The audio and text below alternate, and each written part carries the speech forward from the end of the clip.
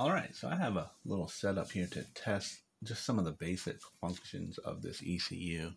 I've already done the rebuild on it, and I just want to make sure a few things are working before I close it up and run it on the big tester. But basically what we have here is we have power and grounds. I also have some data lines coming out.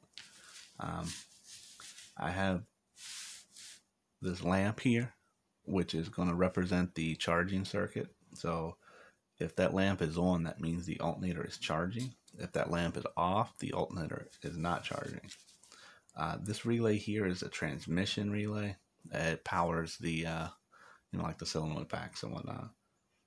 The yellow means it's off. The green LED will mean that it's switched on. And this one here is the most important. This is the ASD relay.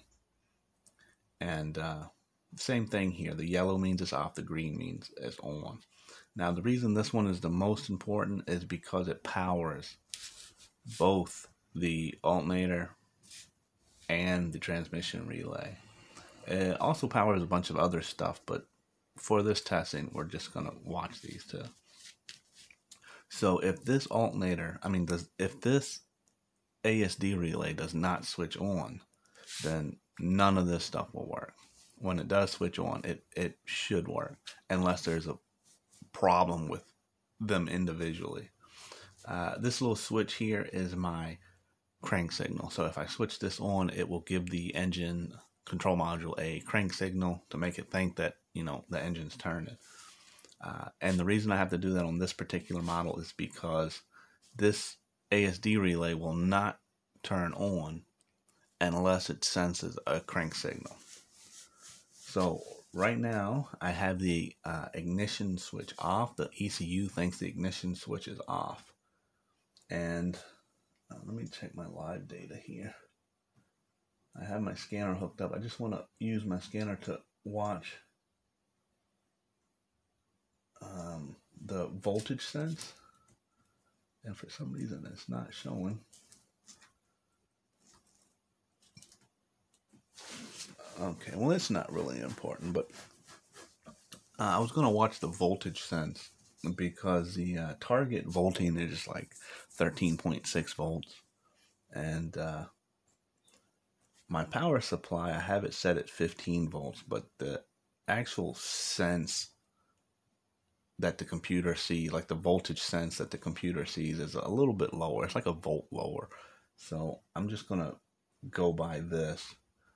So like I have this set at 15, but the computer's probably only seeing 14, and target is 13.6 for charging. So if I turn that down a volt, it probably should start charging. But right now we don't have any ASD relay, so we don't have any power.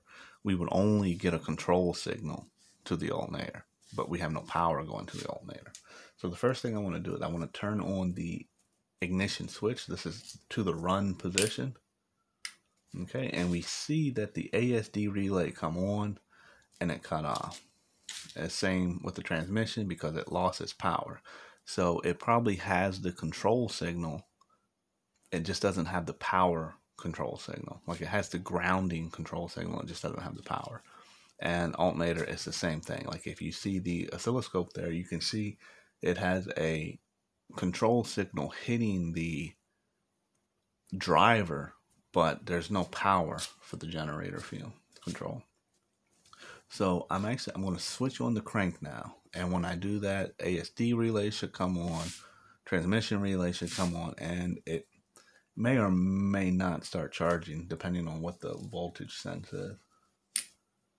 Okay, so it did start charging, and we must be right at target voltage because it charged for a little bit and then cut off. But we can see the ASD relay come on, and I'm going to turn the voltage down a little bit. Okay, and we can see we have full duty cycle on the oscilloscope there. It's just like 100% on. And now I'm going to turn it off. Okay, so the alternator is working properly. It's charging. So I'm right at that target voltage. So it's fluctuating a little bit. It's not trying to overkill it. It's controlling the charge so it doesn't, blow the batteries up. We come down lower and it comes back full. Going to go higher again. Okay, and it cuts it off. And there we see the relay staying on. I'm going to cut the crank signal off. We see they cut off. I'm going to cut the crank back on. Everything come back on. So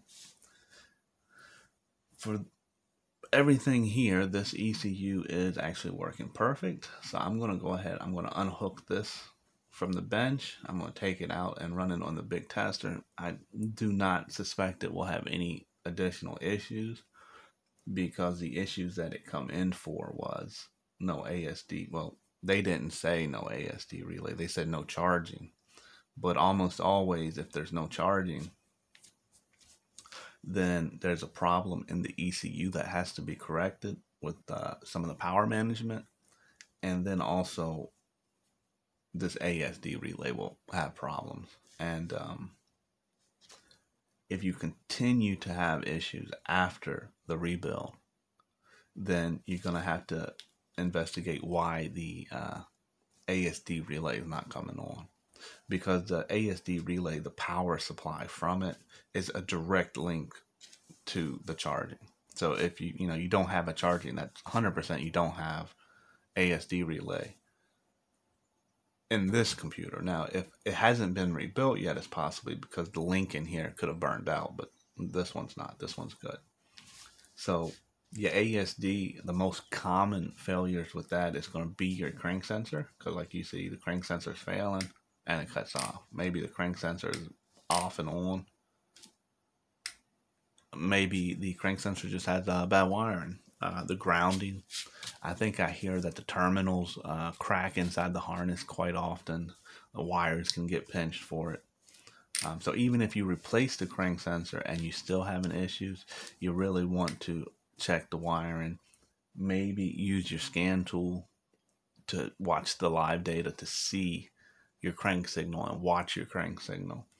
And if you are getting a crank signal consistently without error, but your ASD relay is not coming on, then you need to check your fuse box to see if it's got a grounding issue, to see if the terminals are bad inside of it, to make sure it's getting power, your fuses and whatnot for this relay.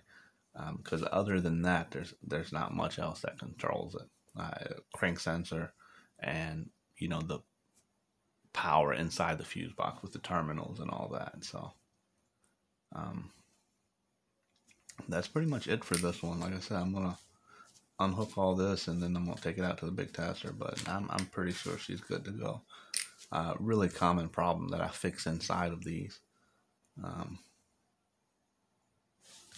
So yeah, it's good.